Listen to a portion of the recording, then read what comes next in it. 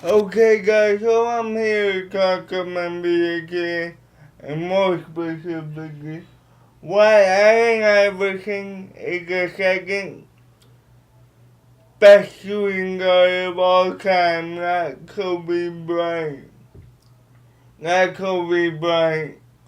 And the main reason why I say this is because when you look at Kobe's career, Kobe always needed help to make the Lakers a serious threat. He was never able to make the Lakers a serious threat by himself. As opposed to Allen Iverson, who was in Philadelphia and was basically a one-man wrecking crew for 10.5 years. And his best sidekick for those 10 years was either Glenn Robinson in 2003, 2004, who only played 32 games but averaged 16.6 points per game with 4.5 rebounds, or in 2002-2003, Keith Van Horn, who averaged 16 points per game and 7.1 rebounds. So, Allen Iverson was able to keep the Philadelphia 76ers in the top 5 of the Eastern Conference from 99 to 2002, 2003 just by himself. And the year they went to the finals, his best sidekick was Theo Ratliff, who averaged 12.7 points per game with 8.2 rebounds that year. Now I'm gonna give you Allen Iverson's stats from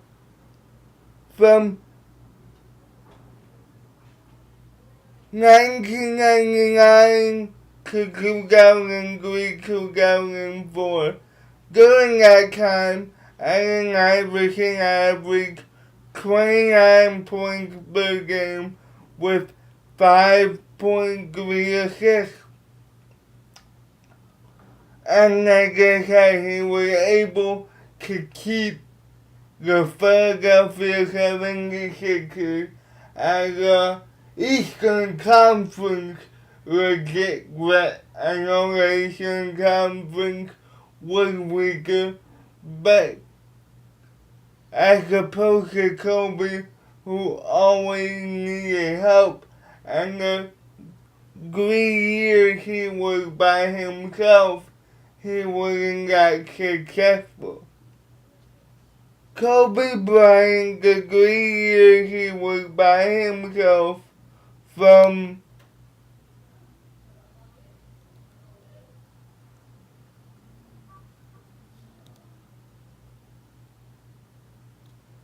from 2004 to 2007, Kobe Bryant averaged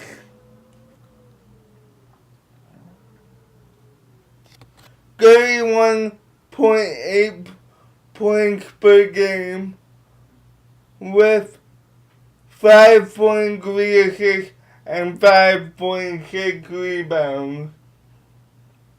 But like I said, during the 2004-2005 season, the Lakers finished they finished 11th with a record of 34 and 48 That year, his best sidekick was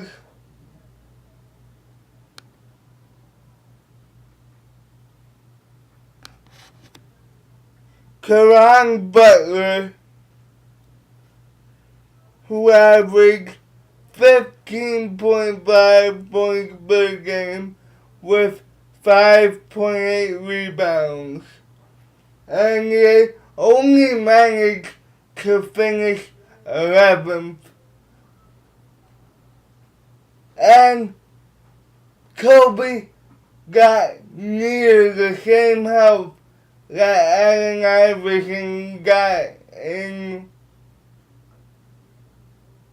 2002-2003 with Keith Van Horn, who, like I said, averaged 16 and 7.1. So when Kobe was alone, he got near the same help that Allen Iverson did statistically. But we all know Karan Butler is and always will be a better player than Keith Van Horn, because Keith Van Horn is basically a 3-point specialist. Now, the following 2 years, the Lakers were 7th in the West. In 2005-2006, the Lakers had 45 wins with 37 losses, and his best sidekick that year was Lamar Odom. I believe he averaged 14.2 and 9.2. So as you can see, what I'm basically trying to say here is, if you look at Kobe Bryant and Allen Iverson, in my opinion, is better than Kobe Bryant, because for most of his years in Philadelphia, he was able to keep the Philadelphia 76ers as a serious threat in the Eastern Conference, as opposed to Kobe Bryant, that when the Lakers were successful, he always needed help. Now, before I leave, I'm just gonna give you the record for the Philadelphia 76ers each year from 99 to 2003. Now, in 99-2000, the Philadelphia 76ers had 49 wins and 33 losses and were 5th in the East. In 2000-2001, when they went to the finals, they were 5th in the East, and they had 56 wins to 26 losses. The following year, they finished 6th with 43 wins and 39 losses. They probably would have had more if Allen Iverson played a full year, but he only played 60 games. And the last year, which is 2002-2003, the Philadelphia 76ers were 48-34 and were 4th in the Eastern Conference.